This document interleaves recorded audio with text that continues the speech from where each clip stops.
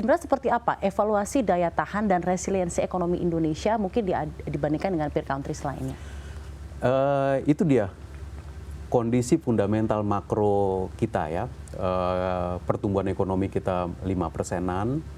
Kita juga berharap tahun ini akan tetap di sekitar 5%. Kalau negara-negara, ya Amerika kita tahu masih positif tapi agak menurun. Jerman sudah mulai negatif, negara-negara Eropa, Inggris juga kelihatan seperti itu. Tiongkok positif, namun belum kembali ke. Nah, kita lihat ke domestiknya. Domestiknya tadi sudah saya katakan ya, inflasinya baik, inflasi terkontrol. Bahkan angka rilis inflasi yang kemarin bukan hanya headline inflation-nya yang terjaga, tapi juga core inflation-nya juga mengalami moderasi, itu baik. Meskipun mesti kita waspadai terus gerak masyarakat. PMI manufaktur kita meningkat, ekspansif. Meningkat dari 50,3 bulan lalu udah meningkat 52. Jadi itu adalah ada confidence di dalam industri manufaktur kita. Kalau kita lihat confidence mengenai konsumsi juga trennya positif. Konsumsi semen juga kelihatan ada peningkatan, listrik juga ada peningkatan. Jadi kita lihat fundamental kita baik. Kalau di perbankan pertumbuhan kredit kita terjaga, dia menuju normalisasi 8%-an, 9%, dan kita berharap bisa lebih tinggi lagi. Jadi proses dalam negeri kita lihat ini jalan, cukup resilient perekonomiannya, dengan harapan nanti ujungnya pertumbuhan ekonomi kita di angka sekitar 5% lebih. Ini yang kita mesti jaga nih, sepanjang tahun sampai dengan akhir tahun.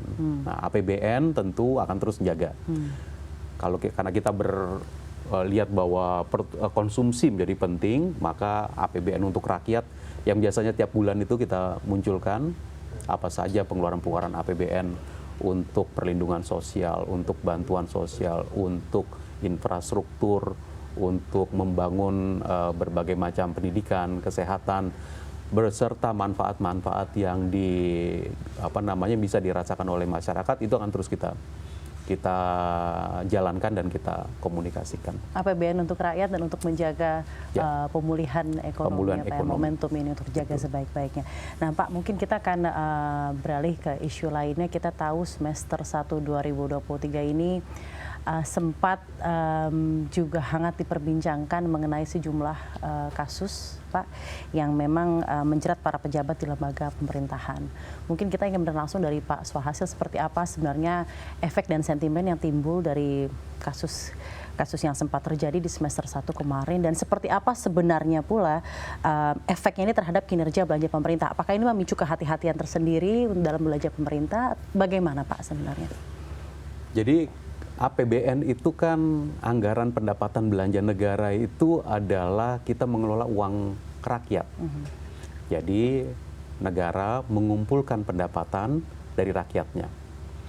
Lalu kemudian negara diberi mandat untuk mengeluarkan, membelanjakan itu dengan tata kelola yang baik. Nah, itulah ada sisi penerimaannya, ada sisi belanjanya. Nah, di sisi penerimaan ada pajak, ada penerimaan negara bukan pajak, ada kepabeanan dan cukai, itu kita combine. Dan itu adalah bentuk mandat dari rakyat sebenarnya. Kami bayar, masuk ke dalam APBN, lalu kemudian negara menggunakan itu.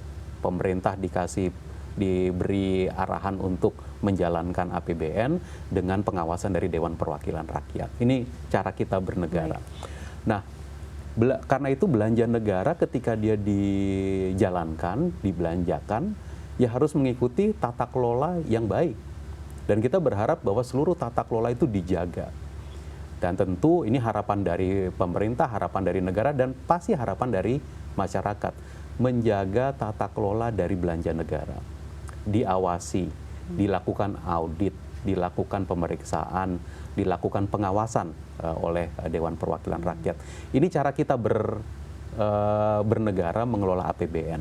Karena itu saya sebenarnya memang sangat ingin seluruh belanja APBN itu ya dikelola dengan baik. Ada tata kelolanya, sudah ada rambu-rambunya, cara melakukan penganggarannya, cara melakukan belanjanya, cara merealisasikannya dengan standar-standar, ada standar governance dan ada KPI kinerjanya.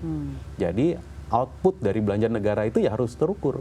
Nah, disinilah kita ingin memastikan dengan seluruh tata kelola penganggaran, tata kelola belanjanya sendiri, tata kelola dari audit, pemeriksaan dan pengawasannya berjalan dengan baik. Tata kelola yang komprehensif Harus untuk APBN komprehensif. ya Pak ya.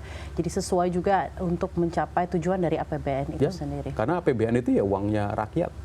Baik. Dia bukan uang siapa-siapa, dia uangnya rakyat yang dibayarkan, yang dikumpulkan supaya negara kemudian bisa melengkapi rakyatnya untuk meningkatkan kesejahteraan masyarakatnya. Baik, dari rakyat untuk rakyat. Dari ya, Pak. rakyat untuk Baik.